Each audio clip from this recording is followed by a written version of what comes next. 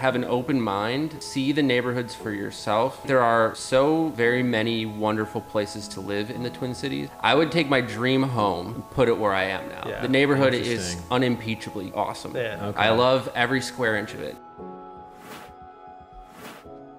How's it going, friends? Welcome to the Twin Cities. This show is where we get to sit down with people who we've helped move to the Twin Cities from other parts of the country, who we've helped facilitate in real estate in some process or another, and some people who we just think offer a good insight and a good frame of reference for folks who are considering moving here, and hoping hearing from them helps you in your journey to the Twin Cities. My name is Jesse Lynch. We're at our shop here in Northeast Minneapolis, and I'm joined by my co-host and arguably the best agent on my team, Steve Wilk. What's up? Thanks for joining us. Don't forget to subscribe on YouTube, Spotify, or wherever you listen and watch. And of course, if you would like to work with said aforementioned hardest working real estate team in the game, which maybe I didn't say because we changed the intro up a little bit, then reach out to us at tothetwincities.com or shoot us an email at info@tothetwincities.com, and we would love to help.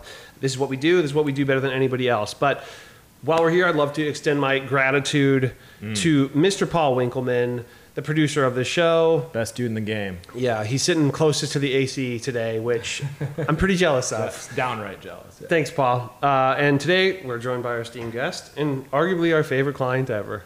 Vince, what's up, man? Thanks so much for being here. Thanks for having me, guys. Thank you very much. Right on. Okay. Y'all go way back. I'll grab the wheel here. Back. Okay, a little bit of background. Vince and I have been close friends for several years now. Vince and my wife, Sarah, have worked together for even longer than that. And Vince actually officiated our wedding back in 2017. So close friend of both me and my wife. I helped Vince buy his first home last summer. We'll talk a little bit about that here shortly. But yeah, thanks for being here. Can you give us a quick little bit about your background, where you're from originally, and what brought you to the Twin Cities? For sure. Well, I grew up in rural Wisconsin, sort of north central Wisconsin, tiny town. It's called Phillips. No one's ever heard of it. There's nothing by it. Yeah. There's a lot of cows, a lot of swamp. So I spent my childhood there, and then I moved to Minneapolis for school. Pretty classic story. Mm-hmm. I always wanted to live somewhere, ever since I was, maybe adolescence, wanted to live somewhere with more of an urban mix, somewhere with actual buildings. So that's why I chose Minneapolis. I only applied to one school, not a lot of foresight there. But I did luckily make it in. And I haven't left since. I've been here for, I guess I would make it 15, 16 years now. Right on. And what spots in the Twin Cities have you lived, other than on campus? Yeah, kind of all over. So it was Dinkytown right out of school. And then after that, it was Mill City area. Then it was downtown for a while. And North Loop eventually. Then I made the switch over to St. Paul. Lived in Lower Town for a year and a half. And then I bought my first home last summer in Summit Hill neighborhood of St. Paul. Sweet. Right on. Very cool neighborhood. Yeah. We'll get into that. But absolutely. Yeah, love that spot. Okay, so living in Summit Hill, remind me, I kind of remember, it wasn't that long ago, but tell the people here, where were the areas that you were looking when you were looking to buy? Yeah, we actually cast a pretty wide net. So my partner and I were looking to move together. I bought the home, but she had a lot of input in terms of, what type of place we wanted. We were really well aligned on what that was, but the Twin Cities offer a lot of neighborhoods like that, namely very walkable, feels like a neighborhood, feels sort of self-contained in that way. And also just very the word livable is extremely vague, almost so vague as to be meaningless. But what I guess I mean by that is you don't feel compelled to leave for a lot of reasons. Sure. You can spend a lot of time there. It's almost like an ecosystem into itself. So I think from our preliminary research, there were a lot of neighborhoods like that. We were looking in Northeast right here where we are, probably a little further north than where this office is. But we kind of fell in love with St. Paul a bit. We moved there originally to rent in Lower Town because of the pandemic, and we were really cooped up in our North Loop apartment. And when looking for sort of square footage, you get a little more bang for your buck in St. Paul. And then in getting to know that city more, we really sort of found a number of neighborhoods in St. Paul that would suit our needs. And one of those was Summit Hill. It's got, everything you need. And it for sure. ticked all our boxes. Grand is like the main area that one would go living in Summit Hill, correct? Yeah, that's kind of like the main on artery, foot, that runs through the middle of the neighborhood, yeah. Right on. Okay. So when you first got here, it was mostly in Minneapolis, going to the U, and then you mentioned moving to Mill City and then North Loop. What did you like before? You mentioned like the more bang for your buck, and kind of just like pandemic era, really being cooped up in like a smaller area in North Loop. Did you ever so you hadn't really considered St. Paul before that? No, I was a Minneapolis for life. Okay. St. Talk Paul, a little bit about that, because I felt the Paul. same way for a long, long time.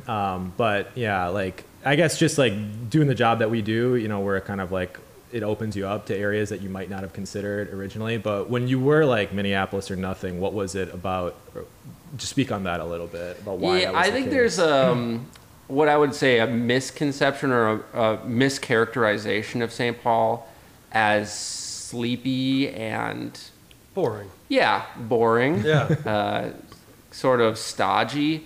And I think, maybe it's not a mischaracterization, because in the end, that's sort of some of the stuff I like about it. That's got a little more old world character. It's got a little more, the pace is a little more even keeled. But there's a lot going on. It's a lot more vibrant and sort of alive than I ever would have given it credit for. You can chalk it up to misguided youthful pride in the place you live. I love Minneapolis. I still do love Minneapolis. And it's a lot of fun. There's a lot of excitement. At least there was pre-pandemic. They're starting to return now down at least where I work. But that was kind of the belief system that I was operating in, is that Minneapolis was where cool people live, and then you retire to St. Paul. And then I guess I retired to St. Paul, and you got older. That was exactly. Yeah. Which, I've lived in St. Paul, and I think it's often almost more of an ignorance of it than it is a firm grasp of it. And I think a lot of that is because there isn't as much destination in St. Paul. So to end up in McGroveland, why would you end up in McGroveland, right? Or other than that's a really good point. Yeah, there's no reason to just happen upon it. No, but it's sick. Yeah, and if you are living in Minneapolis and if you don't have access to a car, which I didn't for many years, it's not that easy to get out there regularly. Sort of not just to kind of stroll around and get to know the place. There's if you have reason to go out there, it's easy enough to get there. Yeah. But there's not that many things that just bring you out. There's Sure. no venues. There's very few art things. Actual events of any sort, other than in downtown. Yeah. Which then you have a little bit, the Wild Stadium and museums and stuff like that. Fitzgerald Theater, very cool. Yeah, true. I love both. But I guess any thoughts on what you would say to somebody? A little background. We help a decent amount of people who have not been here at all, and they're writing off St. Paul before they've ever because they've heard it's boring. And so any thoughts on or even just some background. Well, I'll start with the truth, which is it could be a little bit boring depending on the type of person you were and the type of circumstances you were looking for. But if you're worried that it'll be some sort of facsimile of hyper suburban life where there's really nothing going on besides what's on your cul-de-sac, or if you're worried you're going to feel sort of isolated or that the neighborhood itself is static, that I would push back on, because I think not only on a very micro local level, our block has events that you can participate in a community way, and Summit Hill has events that you can participate in a larger community way. And then of course St. Paul has its own things going on as well. There's plenty to do, and if you do even just a tiny bit of digging into what there is to offer, you can find a lot of fun stuff going on.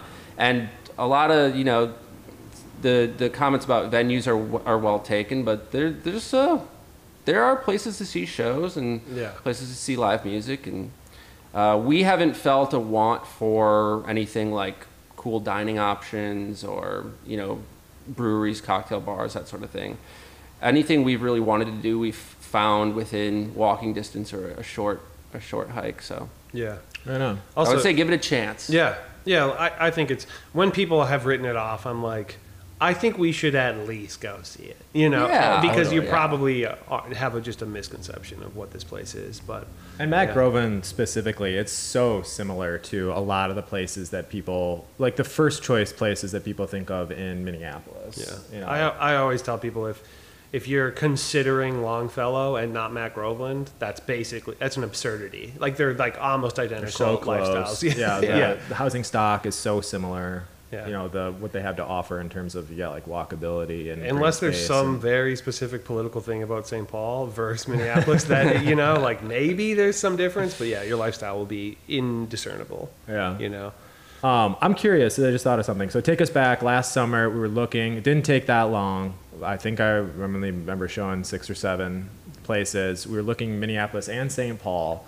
So talk a little bit about the location versus the actual house and like how those priorities kind of work together. Yeah, that's a good question. So we were, I mean, maybe a little bit atypical, maybe not. I guess you guys would be the experts, but we were not really concerned with a lot of the things that my peers who are house shopping for their first home are concerned with, which is, you know, our own 4 walls and ample backyard space and ample interior space. We're very happy to have, you know, 1,000 square feet to our name, and that's, you know, all we really need.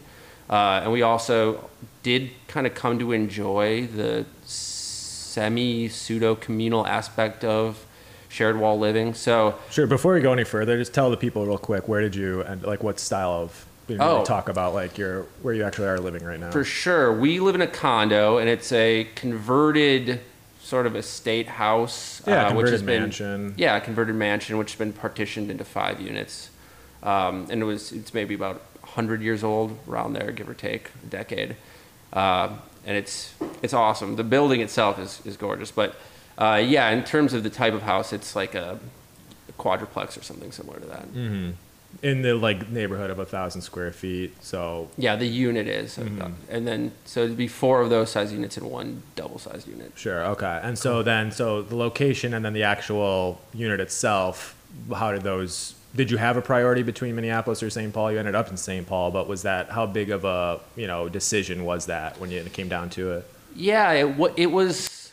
I mean, I think maybe it was the ghost of the past that was making me say, like, Minneapolis is the tiebreaker if it comes down to it. But really, as we got into the act of looking at the homes and the neighborhoods more specifically, that preference really faded away to the point where it really didn't even factor in my final decision. It was like the right house will do the trick. Exactly. The right feeling when you walk up to it was really all that we were both looking for, my partner and I. And when we found that basically the rest of the considerations were kind of just, it didn't really matter, right? Yeah.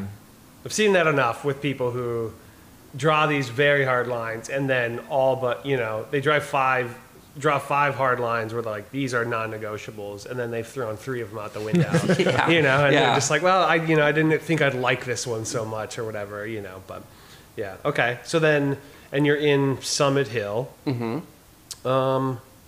I guess actually, let's talk about the HOA aspect. There's an HOA. There is an HOA, yeah. But it's tiny, yeah? It's really small. It's just the 5 unit owners, so it's a 5-person council. And nice. I know I still have designs on rising to the top. Hopefully the president isn't listening, but that was, you hear a lot of horror stories, or there's a lot of chatter, at least on the internet, about the ills and evils of HOAs. That may come to pass someday. So far, it's been lovely. Our fee is extremely reasonable, and it's more just like a legal means of getting anything done than it is an actual governing body. Mm-hmm. Sure, but you're pretty involved, right? Like you have, like if it's a 5-person HOA or 5-unit HOA, that limits, it's like less than 10 people essentially who are making these decisions, right? As Definitely. opposed to a building with even 100 people would be a pretty small HOA. For sure. So- I'm actually the newest secretary. Nice. It's my first stop on my political career. But yeah, it's super, what's the word I'm looking for? It's collective problem solving more than anything. Like Okay. you're very involved. Everything down to what color the garage door will be is a sort of a democratic process. For better or worse, or do you like that for the most part? Me and my partner will disagree on this. I like it just because, for whatever reason, I romanticize the sort of. Maybe I fell in love with it when I saw it happening on Hey Arnold when I was a kid. But this sort of like building with all the characters in the building, kind of convening, and they're all very different ages and very different ways of life, and they have to sort of agree on what a garage door will be colored. Like that is cool to me. I That's like kind that. of interesting when you put it like that. Yeah, I think it's fun. My partner Sarah thinks it is very, it's too much. A little tedious. Yeah, tedious. That's a good word for it. Yeah. Yeah, unnecessary like bureaucracy.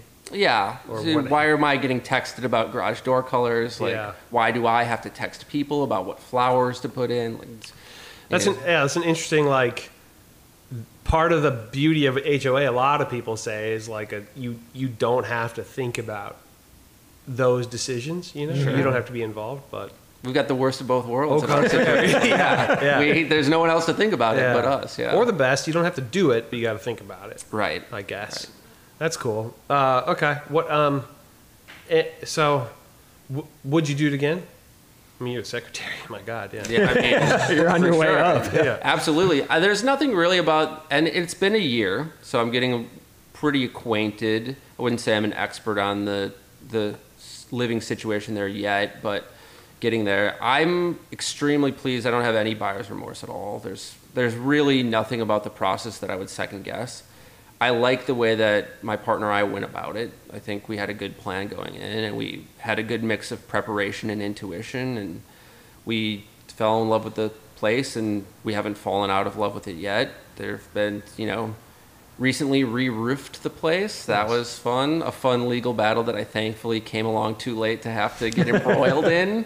But so far, only smiles, and I would definitely do it again. Hopefully I won't have to do it again because I love the home and I hate moving. But if I Few had things to, are worse. I would do it again. Yeah. Okay. Is there anything about single family homes that appeal to you? Well, there are the obvious things that are nice. The more space you have, the more space you can sort of shape to do with what you want. It's hard to really point to space as a negative resource. I guess if it was really overabundant, it would make the place feel empty and unlived in. But more space would be better, and with a single family home, you would usually get that. Yard, yes, but we have like sort of taken over the landscaping responsibilities for our HOA in some capacity. So we Okay. get the yard taste of that. experience Yeah. with none of the yard costs. And That's pretty cool. yeah. So really, no, I never had a lot of interest in a single family home. Also because the maintenance, the big thing that always drove me away from single family home purchasing was the idea that I would have to see to the repairs single-handedly. I probably am not, but I could be the least handy guy on the face of the planet.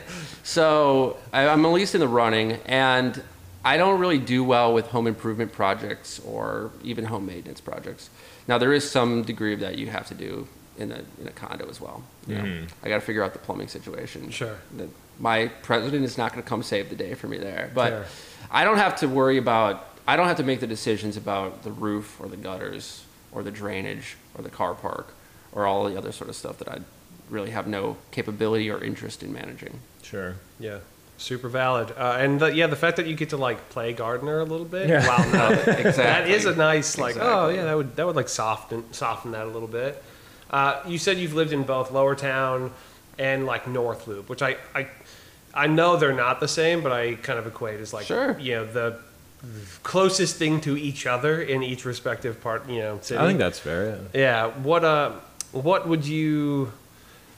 What are the pros and cons of each? Like, what do you compare the two? What do you like about them? What don't you like about them? Yeah, I think Lower Town is going to get kind of the raw end of the deal in this comparison because it's post-pandemic versus pre-pandemic. So I was living in North Loop when we were all so young and carefree before COVID, and it was really great. The thing that I love most about it, and I still miss dearly, is the river walk, the sort of running and walking paths that stretch very far and are beautiful and well maintained, and the sort of integrated micro parkland in North Loop is really nice, and that's something that's not present in Lower Town really in any appreciable capacity. And I would say, it's just everything's got a little bit of it's 1 degree nicer restaurants and shopping and whatnot, and Lower Town's got a little more scuffs on the shoes, but it was still really great. And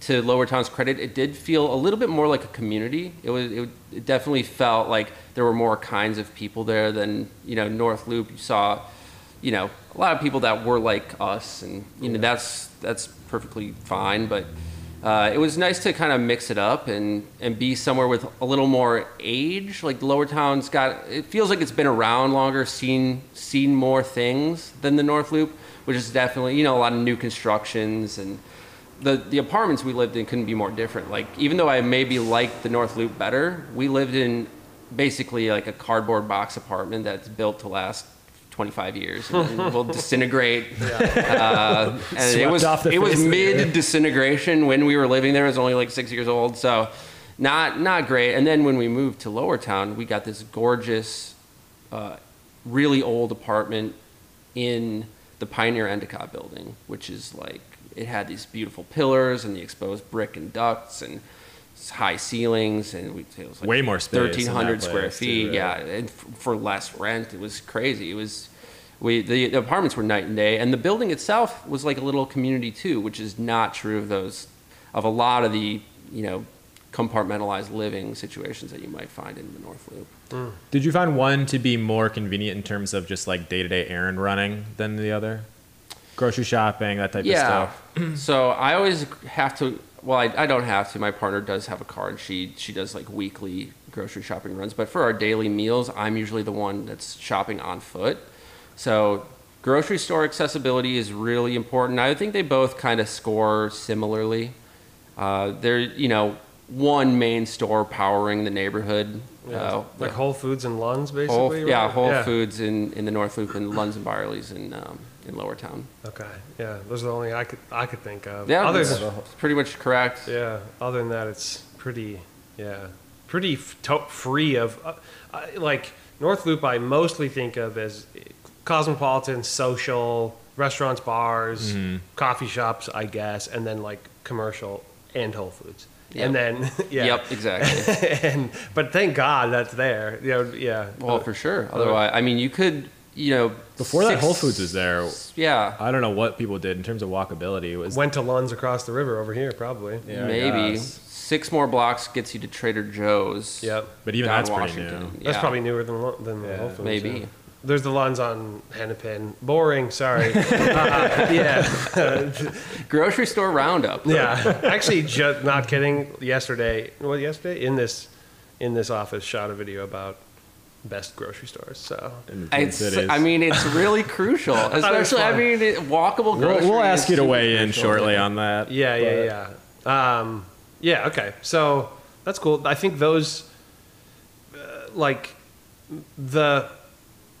I guess my impression of North Loop versus Lower Town a little bit, and this may have changed a little bit. I used to have like a rehearsal space in Lower Town when those could exist there before it was kind of like gentrified, and it was pretty ratty down there. And now it's like quite a bit shinier than it was, but still, shiny wouldn't be the first thing that comes to mind. Yeah. But compared to what it was pretty.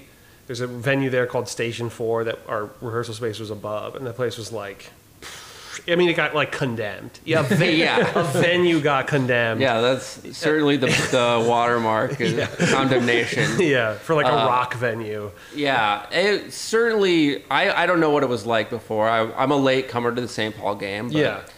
it was not. I wouldn't condemn it. Yeah, for sure. No, not at all. But I think my opinion, I guess, has been, again, Lower Town. I haven't spent a ton of time in since then, but is that North Loop is a little more transient, a little more like people are there for like a year or two in their life and then they're gone. Lower Town is a little more like seems like people are living there for longer, but that might be a misconception. You know. No, I think that's a fair observation. I never felt inclined to or compelled to get to know my neighbors in North Loop. Yeah. I wasn't interested, didn't feel like they were interested. In Lower Town, you felt like there was a higher degree of that willingness. Like people might be renting there for 10 years and they might keep renting there for 10 years. And there's, it was a little more sticky. People had roots down a little bit more. Yeah, I like that phrase. Totally. Nice. Okay. You said you've not had a vehicle? That's right. So I never had a vehicle in the cities. When I moved here, I left my banged up by my own doing Chevy Saturn in Phillips, Wisconsin. Okay. And, So it's interesting because you don't really have the reference to living a life here with a car, but we've definitely had that question of, do you need a car here? And more couples are doing the one car thing, and I think that's an interesting thing to see. I think the work from home thing is doing a lot. Where they're like, this one car just sits here all the time, Sure.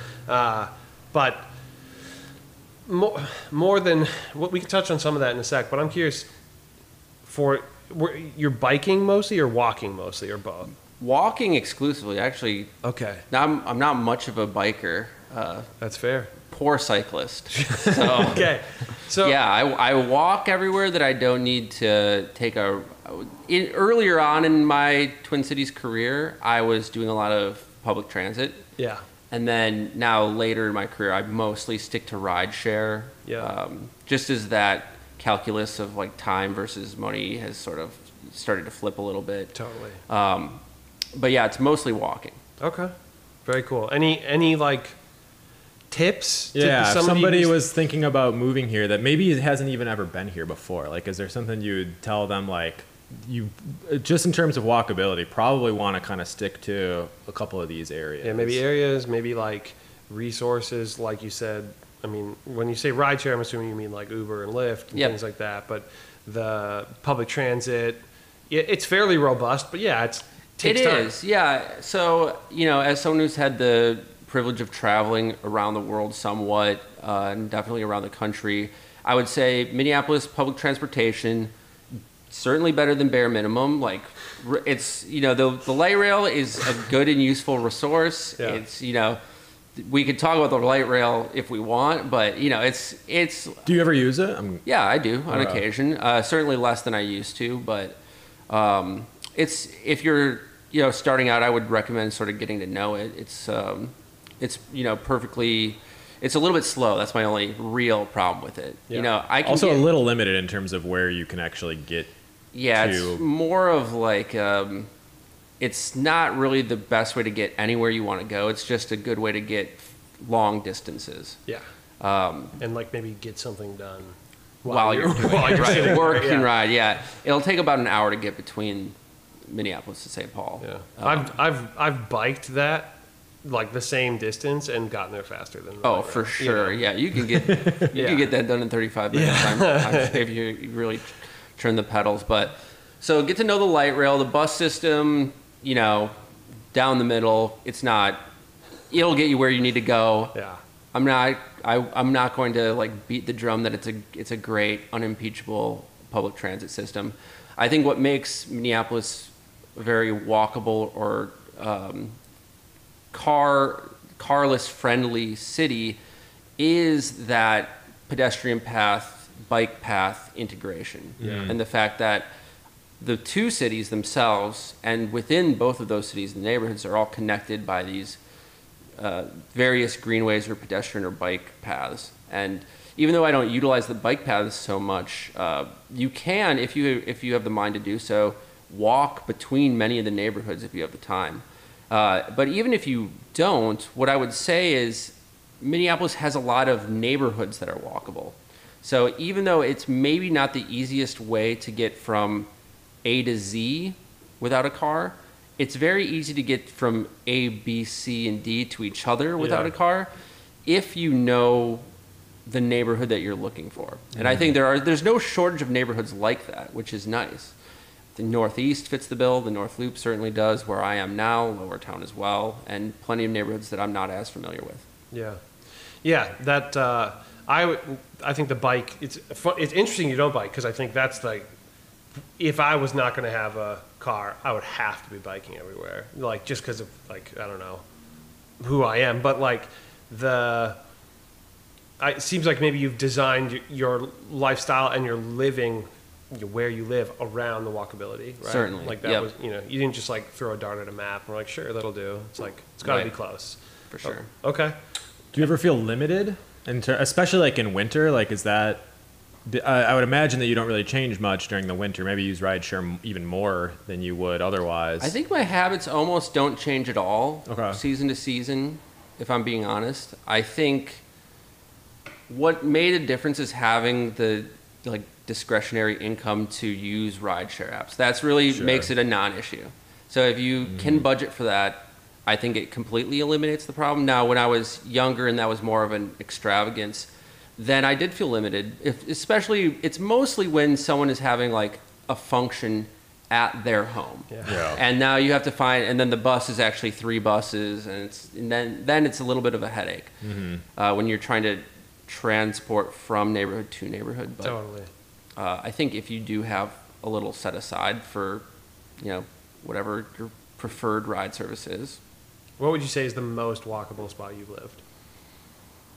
A good question. I think the North Loop was probably the most walkable, just because the entire architecture of the neighborhood is designed around that like loop of walking paths. And so that was really good. But this neighborhood the neighborhood I'm in now, Summit Hill, is incredible. It's there. I am want for nothing but a dentist. And actually, I could get to the dentist, but the appointments are booked too far out. So it's the only dentist in the game. It's the only dentist on Grand. But anything I need, I'm there in 12 minutes. Okay. It's incredible. Okay. Have you ever been a Skyway user? Oh yeah. My record was 23 days without going outdoors. Whoa, dang. Yeah. So your apartment was attached to? I lived in Center Village, which is on 4th and something. It's a long time ago. I also worked in Campbell Methuen Tower, and I shopped at the Target. So I would just go in the Skyway in winter, and I would never leave. Then it became sort of a gag that it was like, how far can you go? How far can you push it? And I think I started to feel some pretty severe psychological impacts. So no fresh air for a month, for 3 weeks. Yeah. Just like standing by windows. It's kind of like being in an airplane for 23 days. But it's sort of like an engineering miracle in a way. For what that's crazy. The purpose it serves, it's awesome. Yeah. And the fact that it's that robust that you can do groceries. How do you Target. Okay, sure. Target on Nicolay. Yeah. Wow. Yeah. Crazy. I'm glad you asked that. I've maybe been in the Skyway a couple times. Yeah, and I've lived here my whole life, and it's like usually not in winter. I feel like like to get from like a parking lot to like the gym, like the Lifetime Fit. Like it's always like from a parking lot to a thing. Sure. But I'm just such a car user. That's crazy. Wow. How many days? 23. I was gonna try to make it a month, but when I started seeing insanity, images on my periphery, Okay, called it quits. Right on. Okay. Parting thoughts on living in Twin Cities without a car? Any other recommendations? Did we covered it all? I think if I were to sort of put a fine point on it, if you're considering it, I would say go for it. You will find a way to make it work, and it will be way easier than most cities in the country. If you do have the choice of going from a 2-car family to a 1-car family, I would definitely recommend it. Okay. Not only for my personal philosophy, we're sort of like a lower carbon footprint couple, but I think even just in sort of how it fits into your lifestyle naturally, and from an economic standpoint, you will be really set if you have access to 1 car intermittently, because then you can really maximize all the sort of the things that Minneapolis has to offer in terms of green spaces outside the city, which are really amazing, but are not easy to access without a car. And you can still, connect the dots within the cities, while getting, a pretty large share of the benefits of being carless. Right on. Well said. Yeah. Okay. Another thing that might be helpful for people to hear about is you are part of the creative community in the Twin Cities. You're a professional creative. I mentioned you and Sarah, my wife, have worked together for a long time now at an ad agency. Can you talk a little bit about what the Twin Cities have to offer people in that field? Yeah, I can. I wouldn't classify myself as an expert on the, creative community at large. Maybe you start with just the professional creative. Yeah. So if you're looking to work in marketing or advertising or whatever else that I'm not thinking of at this moment, that kind of fits that bill. For sure. We box above our weight class. I'm getting my sports metaphors all mixed up. But we have a lot more to offer professionally in terms of marketing and advertising jobs and agencies than a city of our size would normally. Okay. And I'm sure there's like a very interesting reason that's true. I don't know why it's true, but we have a lot of big accounts and we have a lot of, household names in terms of marketing and advertising. And it's also a very broad but tight-knit community. There's a lot of like networking that goes on naturally, and there's like a joke that everyone just does the tour of duty at the main shops. Sure. And not true of me, who's been at the same agency for working on 11 years. But I think it's like a great place if that's your background and you're looking to relocate and you don't have a job lined up and you're hoping to break in. You could do a lot worse than trying to break in Minneapolis, for sure. St. Paul less so, but they're essentially treated as the same professional community. Sure. And you work in Minneapolis and live in St. Paul, as we were just discussing, without a car. Work from home, I'm assuming, it kind of facilitates that. Crucial. Yeah. And we just went back to 2 days a week in office.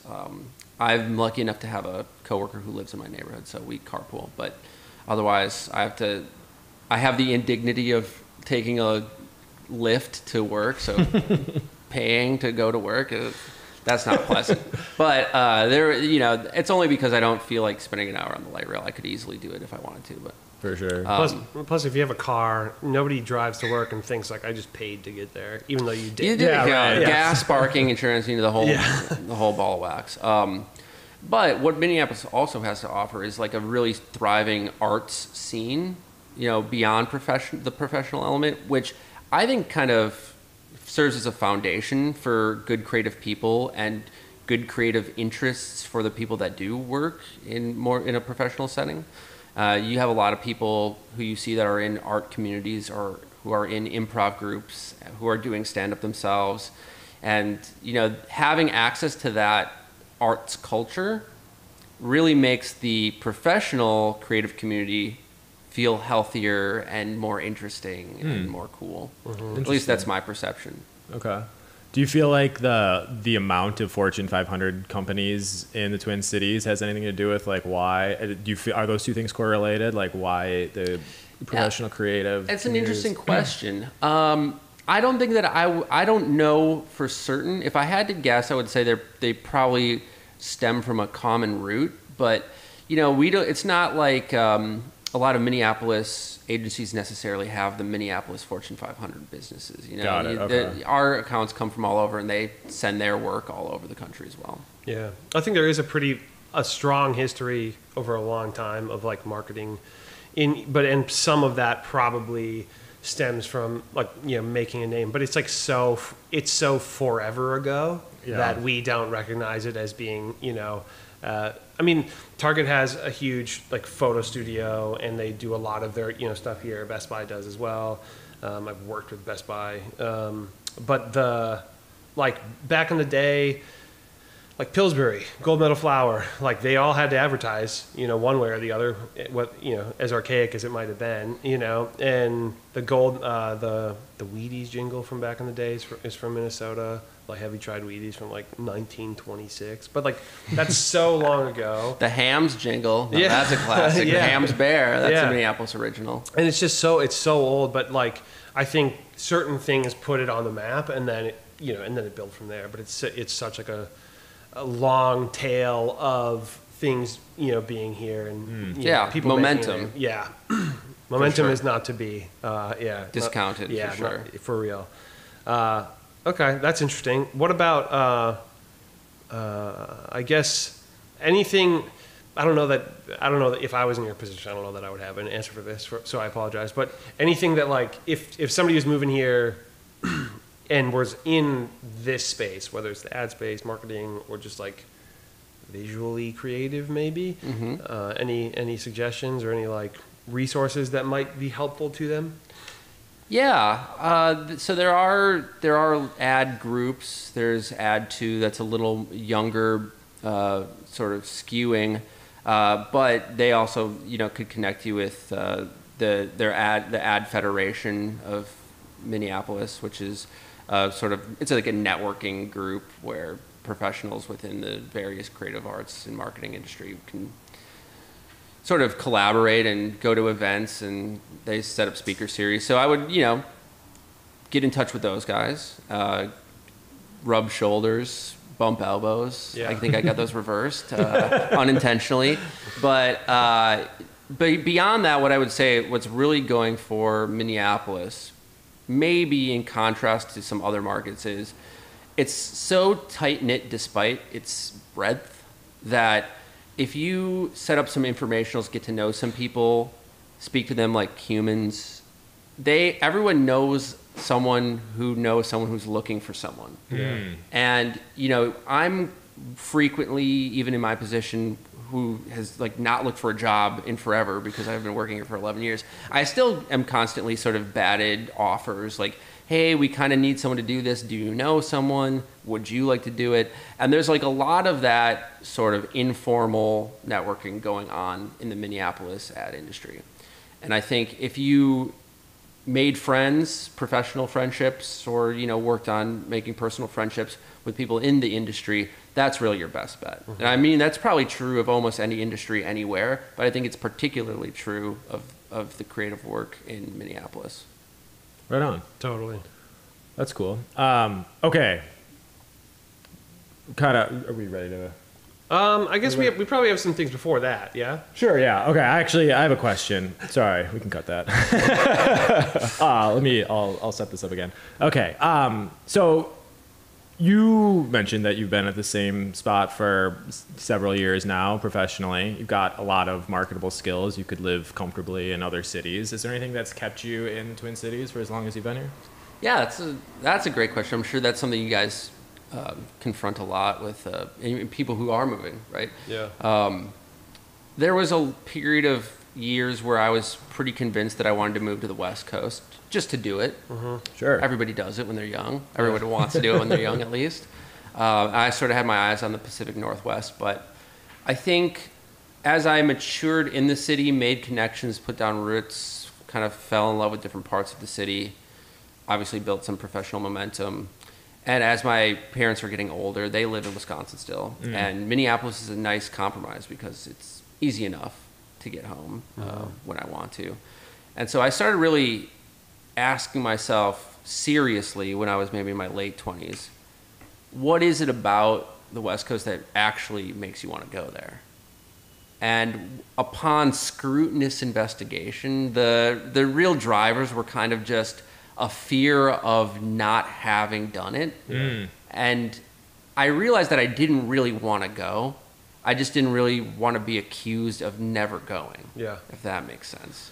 Yeah. The stigma or like the self, like doubt or I don't know, self, like just the self-consciousness pity, of being like, I never took that risk or never, never went on that, never explored It's a step further of like, had you stayed in your hometown. Yeah. Yeah, Yeah. it's one step beyond that. Yeah. I moved for school and never left.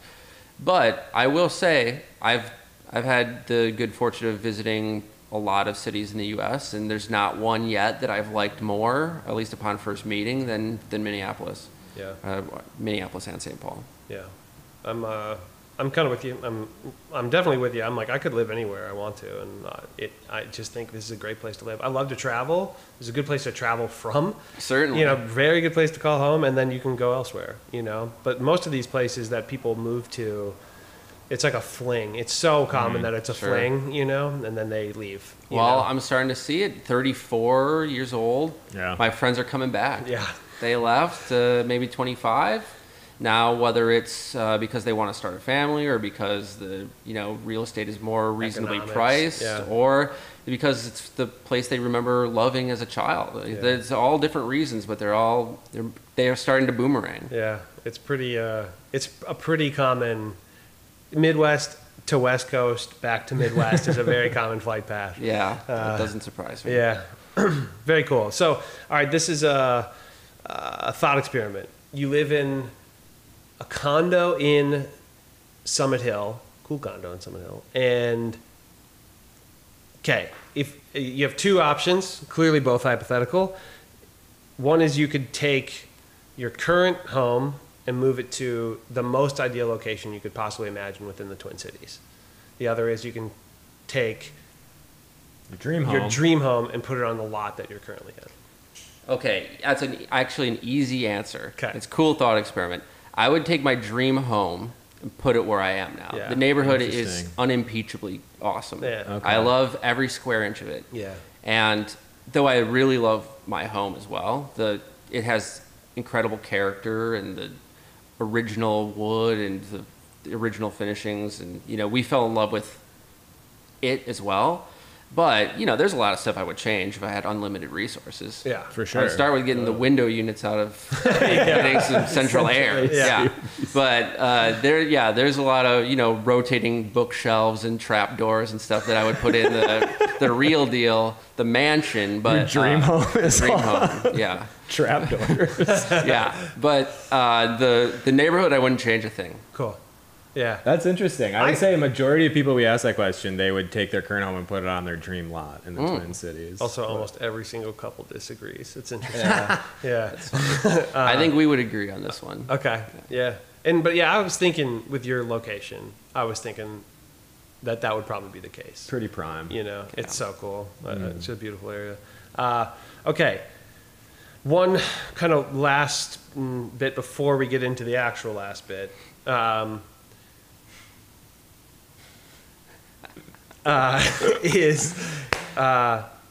What is your favorite thing about living in Summit Hill? My favorite thing about it, I guess I'll start maybe as I explore the question. The thing I like about it in comparison to anywhere else in the Twin Cities that I have lived so far is there's a diversity of people generationally and in other ways that really makes it feel vibrant and thriving. And when I walk down the street, I see lots of different people, and they're all going about their days, and they all seem to be happy to be there. Yeah. And that makes me happy to be there. Yeah. And that mixed with the fact that there's so much different kinds of commerce, shopping, coffee shops, cool restaurants, a grocery store that suffices, all that together, it makes, the stew of daily life is sort of simmering in a very lovely way. Mm-hmm. And everywhere else I've lived in Minneapolis or St. Paul has had a lot of strong points, but has never felt quite right. Mm-hmm. And there's really no ingredient that I would change about where I live currently. So it's just like a little bit of everything together that makes it perfect. And I think if the thing I like most is that on a day-to-day basis, I don't miss having access to anywhere else in the Twin Cities. Yeah. I've got it all, and it's perfect in that way. Cool. Right on. So then what do you like the least about it? Well, yeah. Which Maybe a you trickier basically said question. you couldn't do. I can answer that. So the The grocery store options. And I know where this is a grocery store obsessed episode. I No, this will apologize to fit your well listeners. into the most recent It's video. right up my alley. Yeah. If I have to walk probably 12 minutes in either direction, I either get the Mississippi Market Sure. or I get Kowalski's. Sure. Mississippi Market, very cool. It's a co-op that fits in our lifestyle. We love it. We love co-ops. Selection, pretty, leaves you wanting. You can go to Kowalski's, you can find pretty much anything you want if you're willing to bring gold bullion to exchange for your goods. Very expensive, especially in the current grocery store shopping crisis that we're in as a country. Even when Cub Foods is, twisting, squeezing the Yes. life out of me. Yeah, out of my wallet. I definitely feel like I do like a Thursday night snacks and charcuteries and a couple lunches, just whatever's around the house. And it's like, that'll be 107. Like, holy cow. Yeah. So if they could take, I'm just spitballing. Your sort of dream boutique scenario. footprint, Whole Foods, constantly on, slashing prices and put it right in the middle, right down the street for me. That would be perfect. But That's fair. Yeah, because you're not that far from the Whole Foods but it's not close. I can't walk. No, right? not So- walkable. Yeah. Yeah. You're not that far from Trader Joe's, Not that. No. but no. not walkable. Right. Yeah. Okay, that's fair. Also, those are my number. Spoiler alert. Those are my number 1 and number 2 favorite. Oh my God. Should we just get, The Co-op and Kowalski's. before we do how Minnesotan, are we going to do some quick hitters? Yeah, let's. Since we're on the topic? Yeah, might as Okay, well. all right. We've made the people wait long enough. What's your favorite grocery store in the Twin Cities? My favorite, hands down, has to be the Wedge. Which in Uptown. fits into the greater natural food co-op that I was qualifying Mississippi Market as. For sure. Mississippi Market, lower on my ranking of co-ops. It's dwarfed in the great shadow of the Wedge. Yeah. For sure. The Wedge or Linden Hills, even Seward. Yeah. Yeah, the Seward Co-op is awesome. Great co-op. Yeah. Yeah. Okay, fair. So the Wedge. Okay. Best grocery store. Yeah. I'll just ask it just for fun then. As someone who doesn't drive, what's your favorite gas station? Ooh, okay. We have strong opinions on this Yeah. and this team, so There's a North Loop. Is it a Holiday Station there? By the Twin Stadium. Yeah, Yeah. that one is really fun. That's a you might fun call that gas a station. vibrant gas station. Oh yeah, there's a lot going on. Yeah. Holiday just in general is my favorite chain. So. Which is- Good Good taste. answer, yeah. Good taste. It's obviously wrong, but that's okay. Do you have a favorite restaurant? I do, and it's changing all the time. But I think right now I would say Martina. I forget what neighborhood that's Linden in. Hills. Linden Hills. Linden Hills. Yep. Yeah. Awesome Argentinian sort of pan South American menu, and they make a banana leaf old fashioned there wow. that is just killer. Yeah, I was like, give the people a couple others that were your How favorites. about in your the neighborhood? past. Oh yeah, that's a good one. So Hyacinth is a little Italian joint in Summit Hill, which we just went to for Valentine's Day. It was Nice. really terrific. There's also a parlor on the edge of Lower Town that's walkable if it's a nice night out that we like to go to. Parlor is the name of a restaurant for anyone who's Oh yeah. not just. They're like, what's it called? Oh yeah, the name of the parlor. Okay, favorite coffee shop? We go to Yellowbird, which is also in Summit Hill. Super cute. It's actually like a high school hangout. So when you go there, there's like Oh, a bunch of interesting. people and like Gen Z kids, or maybe even the Yeah, one that that's comes after Generation Alpha, that are like doing their homework and stuff. And you're like, whoa, this Yeah. is weird. But there's a high school nearby. But it's a really cool. It's a really cool spot. But if I'm not going with my partner, I just duck down to the Caribou down the street. Get that extra pour it in large another iced cup. coffee. Yeah. Pour it in your thermos. And you're Yeah, like, exactly. Unmarked flask. Yeah, right. Nothing to see here. Okay, park or outdoor space in all of Twin Cities? In all the Twin Cities, the Riverwalk in the North Loop going all the way up to the old train tracks that are outside that like development. Yeah. Is Dave's place? Or yeah, his old Dave's place. Okay. Dave's, yeah, you might find it on Google Maps as Dave's place, but it's like one long thin park that goes all the way up. There is like a playground and more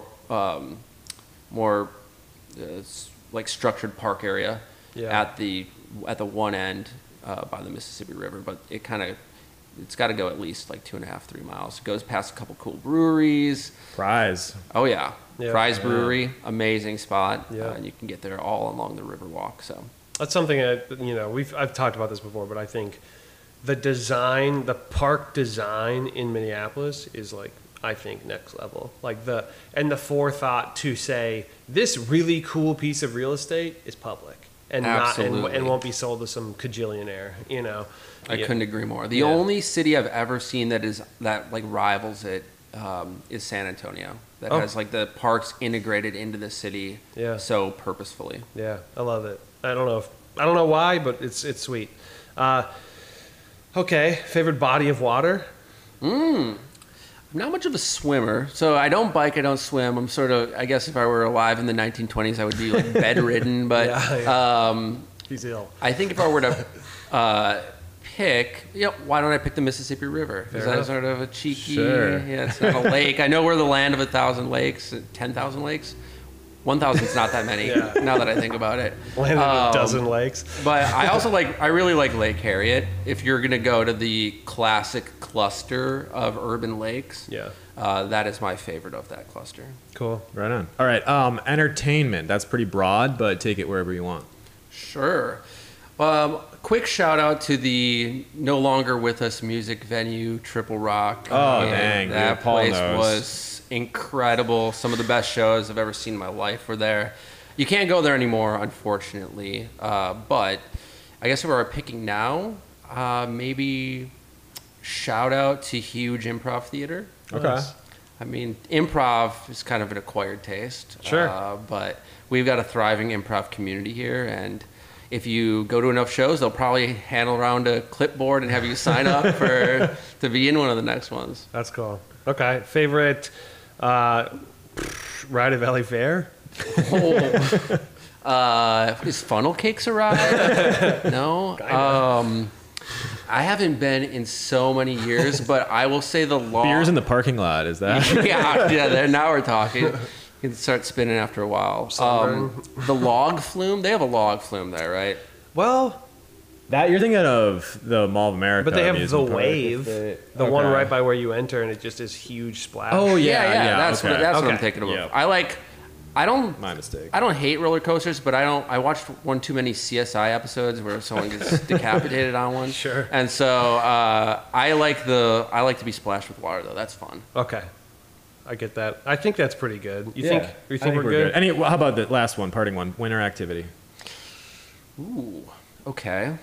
Doesn't I have to would be say- outside either. The last person said bodybuilding or what? Like Oh yeah, gym. Oh, Yeah. that's cool. Yeah. I'll do my best and pick.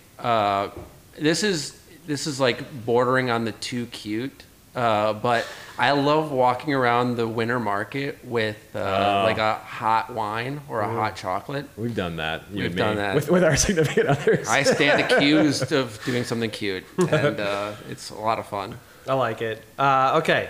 Now we're going to play a game called How Minnesotan Are You, which we've alluded to about 3 times. Terrific. At least. I'm excited. Okay. We're going to ask you questions. You tell us if you've done them, how familiar, just answer them to the Some best are of your opinion ability. based. Most of them are Okay. experience based. And at the end of it, we'll judge you. So, Terrific.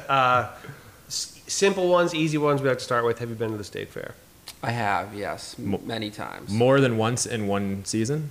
More than once in one season, yes. Ever worked at the state fair? I've never worked at the state fair, though. Do you have a preference, corn dog or pronto pup? I call it a corn dog, but I think it's a vestige of my youth. So they're two different things. Ah, yeah. Oh. Yeah, pronto pup Yeah, there you is. what So is it? I can tell that's gonna be bad on the rubric, not knowing that. But I guess if I had to pick, it's corn dog then. Okay. All right. Fair. The pronto pup isn't even in your worldview. No, there's not a synapse dedicated to it in the brain. That's fair. Unfortunately. Okay. You go ahead. If I was to say 5'5", how would you answer that?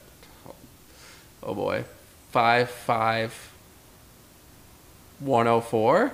Okay, bingo. That's the correct answer. Whatever your zip code is. I like cool. that. Yeah. The first thing that came to my mind was the Empire carpet at 588. That's good. Okay. Best dive bar in Northeast Minneapolis and why? Ooh. There are so many good choices. Grumpy's. And it's for the memories, man. Right on. It's Grumpy's because I always go to Grumpy's. Good answer. Have you ever been curling? I have been curling. Okay. All right, I'm coming back. Yeah. We're erasing the sins of the Pronto Pub. We went as an office right before the pandemic. Okay. It was actually super fun. I wouldn't intentionally set you up on that. I didn't know that you guys went as Oh, yeah. office, so. We You did. seem like you're into bocce-esque games, so Oh, I yes. thought you might be. Former member of the, oh God, I'm blanking on the name.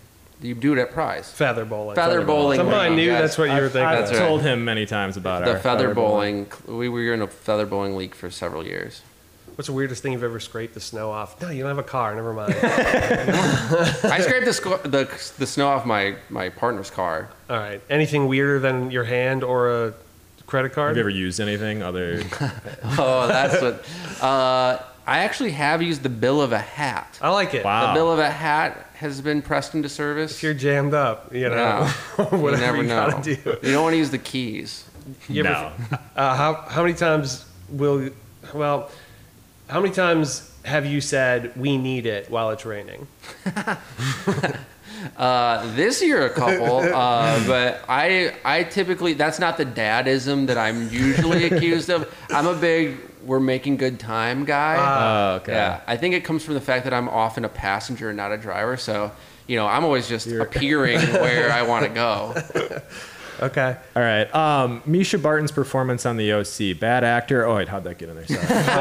Wrong podcast. Okay. You've just arrived at Mall of America. It's December 23rd. What is your first stop or destination? So I'm gonna answer straight from the heart. It's Bubba Gump shrimp for me. We have a little bit of a tradition. We call it Christmas Eve, where we go to the Mall of America and we just we hang out at the mall and we watch Forrest Gump as part of that tradition. I like that. Yeah. Actually, I was at the Mall of America on Christmas Eve, and it's not as busy as I would have thought. Like in the yeah. evening, Yeah, because I it was like, cools "This is off. gonna." It's cool I was like, down. "I'm crazy for being here," and I was like, "Oh, actually, it's not." It feels like the movie Home Alone somehow. I don't Yeah. know why it does, but it does. It We have a just does. strict no shopping rule when we go, and just you're there to take in the humanity and essentially like bar crawl Yeah. in an indoor space, Okay. climate controlled. Once somebody has announced their departure, how long would they? Well, once you've announced your departure, about how long after will you leave? The Minnesota goodbye. I am just as guilty of it as anyone else. You can probably tell from this conversation, but I like to talk. I talk a lot. And I'll say goodbye, and then I'll think of 3 or 4 things that we have yet to talk about. Yeah. I'm a big kitchen lingerer, Sure. driveway conversations, the whole 9 yards. Some of the best thing about living in Minnesota, I think, or just life in general. Yeah, if you're an extrovert. Yeah. If you're an introvert, it sounds nightmarish. Torturous. Yeah. Have you ever been winter camping? As a lad, I was in the Boy Scouts, and for your wilderness survival merit badge, you need a number of nights under canvas in winter. Oh, wow. So yes, I have. As an adult? No, I have not, but maybe bonus points. I did build an igloo. Actually, we call it a quinchee, which is an indigenous word, where you basically make a snow pile. You leave it for a couple weeks, and then you dig it out and sleep in it. It's very traumatizing. I mean, you call it Nights Under Canvas, so Yeah. which I thought was like a song, but that's Nights in White Satin. Ever been in an intramural broomball league? No, never played broomball. Okay. You ever put a ice house on a lake? I have not. Okay. Do you know what a biff is? Biff? Wasn't that Death of a Salesman, the main character? Biff Loman. Yeah. Yeah. You're not familiar with the porta If I said, potty? is there a biff around here? Oh no, that's Okay. a word. That's I don't even know that It's like a branded. Yeah. Oh, nope. I saw. I don't know if we've talked about this. I saw or was that with you? We saw. Yeah. We saw. I don't know. We saw a biff, which is a porta potty, and it was like Bill's Biffs. So like he had taken the word and Second used level it as, brand. Yeah, yeah. Okay, I get it. Yeah, it'd be like Johnny's Band-Aids, you know? Yeah, it was sick. I was like, whoa, that's like proof that it is like ubiquitous. It's transcended. Yeah. All right, I've got one. Charles Schultz, overrated, underrated, or properly rated? Has become underrated. I think I'm going to say it's become underrated. I think there was a period of time, maybe in our parents' lifetime, where he was maybe given a little too much core shelf space in the American lexicon. But now you can barely find the peanuts anywhere. That's true. Yeah. I mean, he had Camp Snoopy, you know, like that was definitely peak Charles Schultz. For sure. But yeah. Have you ever told anybody while driving through Highland Park, like, oh, this is where Charles Schultz is from? You know what? I haven't broken that out. Yeah. I'll have to. Yeah. That's some dad energy for sure. You ever call it pop? No, I'm soda core. Okay. Okay. That's fair. Have you ever gambled on the tri-wheel at a bar? Oh yeah, I sure have. I set that one up for him. Listeners. It wasn't my night. We'll put it that way. You're not a swimmer. Have you ever fallen into Lake Superior? Have I ever fallen in? Kind of. We went bouldering on the North Shore a couple years ago, and it was like, sliding and splashing. It wasn't like a comedic drop off a cliff into the water, but I got a little wet. Fair. Okay. Have you ever had a popover? Yeah, I have. The Bachelor Farmer used to serve one as sort of a. There's like a moose couple bouche. spots, where you can get them. You ever been to a booyah? Booyah? No, I haven't. You ever Sounds eaten fun. booyah? No, I don't know what it is. Okay. I just know it is something like someone says when they're stoked. Yeah. Which I appreciate. Which came first? The food? Was that like a, all right? Could it have easily I just been need a word hot for dish? this. Yeah. Okay. You ever use the outdoors as a refrigerator? Yeah, if you allow beer Absolutely. as the refrigerated item, then certainly. Absolutely. Yeah. You ever sat in a giant Adirondack chair? Oh yeah, those things are actually comfortable. Yeah, they're not They bad. look like they're going to be sort of. You're like, this is aesthetics forward, but you sit in there. Climbing out is a bit of an adventure. You do have to but- slide out sort of awkwardly, like you're bedridden, but. Okay, timer, 15 seconds. Name 4 Coen Brothers movies. Go. Fargo. A Quiet Man. And I don't know. This is like Billy on the Street. Name a woman I can't. Okay. Give me some. I should have said 3. I think it's A Simple Man, but So I have one, but it was the best one. Big Lebowski. Oh my we God, would my have favorite accepted. comedy. No Country for Old Men. We would have accepted. A lot of good ones. A lot of, frankly, easy ones, but On the spot, though, yeah. It's tough. Tough. The timer spooks people. I would. People ask me my age, and I'm like, for sure. Name a woman. yeah. It's like out of nowhere, you're like, whoa, I gotta find that file. Yeah. Yeah. I know I have this somewhere. Okay. Oh, do you have the thing? Oh yeah. Okay. Well, we'll get that ready in a second. I'll Please. go. Okay. How many of these items do you own? Flannel button-up, Yes. canoe paddle, No. anything purchased at Fjallraven. Yes. What item would you like to share? backpack. Okay, backpack, very common. Crock pot, We do. How many? One. Okay. fishing rod, No. anything with the words Grain Belt Premium on it, No. including cans of Not currently. Okay. Anything made by Carhartt? Yep. Twins baseball cap? No.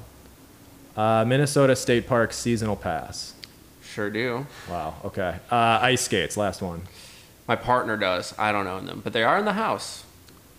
Do you or anybody you know, have you or anybody you know ever driven a Zamboni? We haven't had the pleasure. Do you or anybody you know own a jar full of rocks? Yup, there's one sitting on our bookshelf.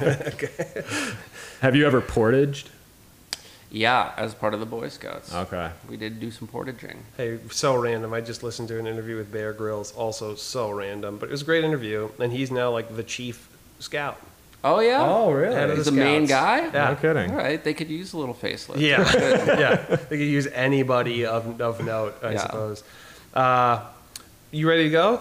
Yeah, I'll go. Okay. Without looking, are you familiar with this sound?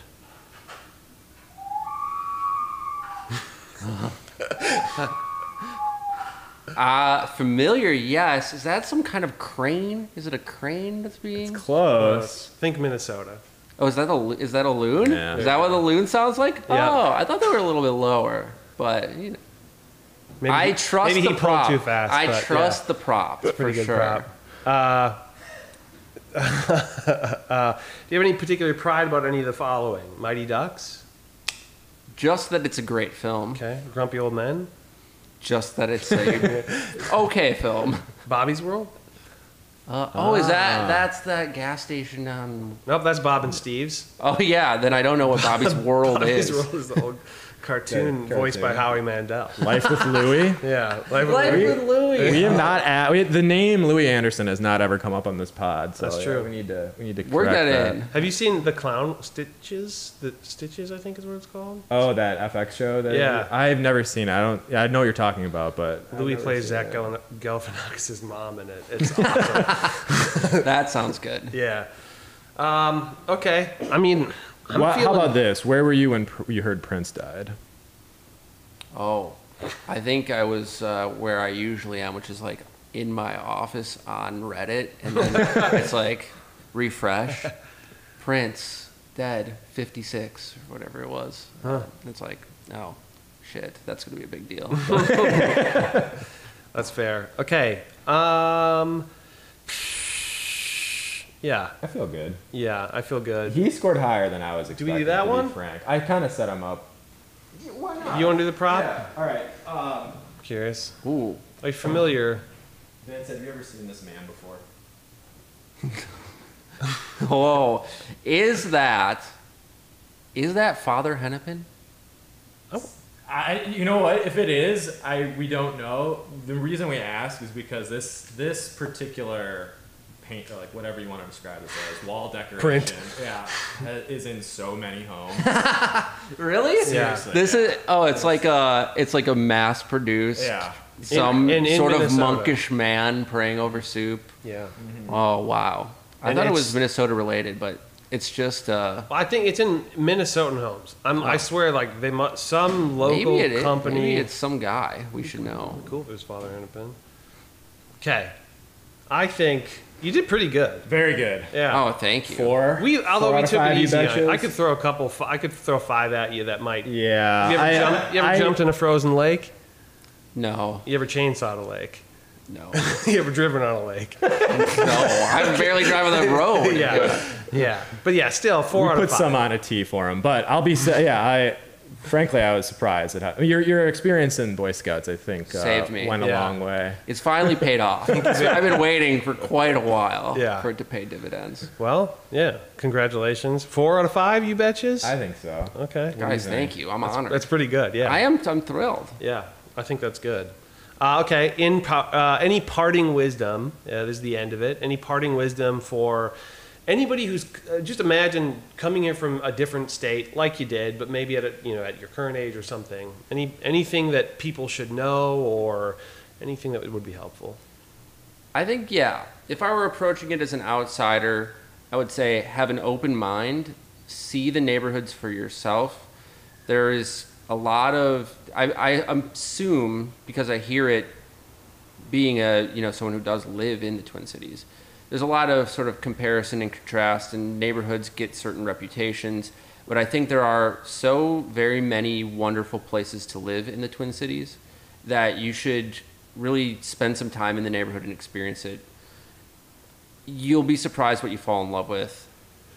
I continually discover new parts of the Twin Cities, even after living here for almost 15 years, that I hadn't seen before and that I think are really cool. Yeah. And I would imagine someone coming from somewhere else would find something that speaks to them in one way or another. Cool. Awesome. Thanks, Yeah. man. Thanks so much for being here. Thanks for having me. It was Thank a lot you. of fun. Got it.